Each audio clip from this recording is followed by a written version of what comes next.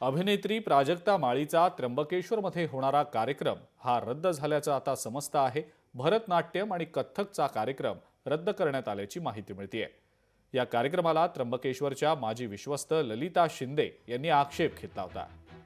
पुरातत्व विभागाकडून सुद्धा या कार्यक्रमाला परवानगी मिळालेली नसल्याची माहिती मिळतेय। त्र्यंबकेश्वरमध्ये शिवार्पणमस्तू कार्यक्रमाच्या माध्यमातून प्राजक्ता माळी शास्त्रीय नाट्याचा एक कार्यक्रम करणार होती अशी माहिती मिळतेय। अवास्तव गर्दीची भीती, काळजी प्रशासनाच्या मनात आहे आणि त्याचमुळे मी माझ्या कुटुंबियांशी बोलून हा निर्णय घेते की कमिटमेंट आहे, त्यामुळे कार्यक्रम होईल। माझे सहकलाकार तो परफॉर्म करतील, सादर करतील माझ्याशिवाय।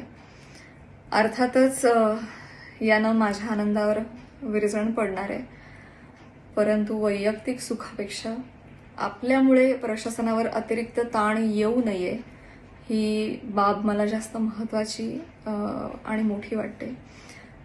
त्यामुळे सर्वस्वी हा माझा निर्णय आहे आणि मी हा निर्णय घेतेय।